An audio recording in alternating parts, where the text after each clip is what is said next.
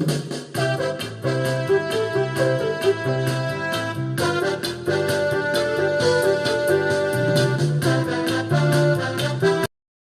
मुलांनो, तुमच्या आवडत्या संजय सरांच्या गोष्टींच्या शाळेत तुमचं मनपूर्वक स्वागत. मुलांनो, प्रेम, माया, मैत्री, आपुलकी आणि मदत या काही गोष्टी जगात खूप मोठ्या आहेत. आजची गोष्ट अशाच एका छोट्याशा मदतीची आहे. पण त्या छोट्या मदतीमुळे एका मुलाच्या मनात फार मोठा बदल घडतो. चला तर मग कान देऊन ऐका आजची बदल घडवणारी सुंदर गोष्ट. गोष्टीचं नाव आहे मदतीचा हात. मुलांनो, एका गावात महेश नावाचा एक मुलगा राहत होता. अभ्यासात तो खूप हुशार होता. वर्गात त्याचा नेहमीच पहिला नंबर असायचा. तो फक्त स्वतःपुरताच विचार करायचा. वर्गात तो कोणत्याही मित्राला मदत करत नसायचा. आपलं काम झालं की झालं असं तो म्हणायचा. एके दिवशी शाळेत सरांनी स्वच्छता मोहीम सुरू करण्याचे ठरवले. वर्गातील सर्व विद्यार्थ्यांना स्वच्छतेचे महत्त्व सांगितले. मुलांनो, आज आपण आपली शाळा, शाळेचा परिसर स्वच्छ करूया. सर्व मुलांनी होकार दर्शवला. सर म्हणाले, चला तर मग मुलांनो, आपण प्रथम बाहेर जाऊ आणि मैदान साफ करू.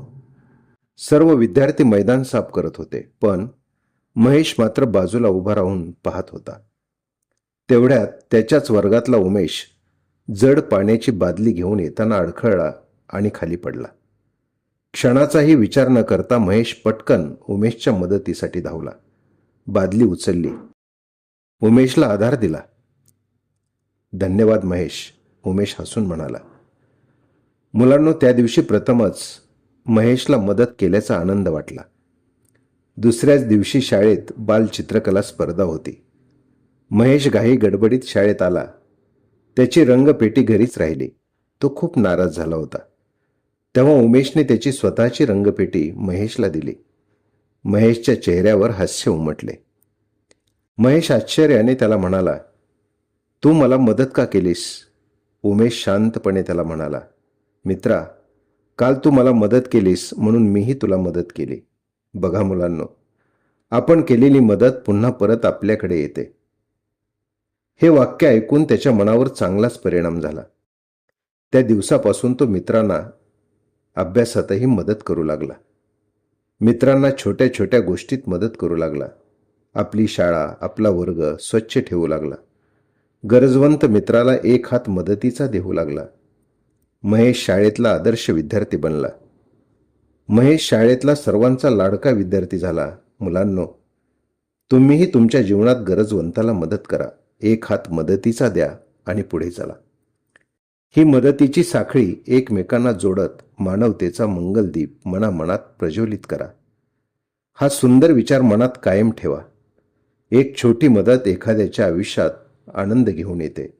म्हणून मुलांनो, आज घरी गेल्यावर आई बाबांना, आजी आजोबांना, मित्रांना छोटी मदत करून बघा.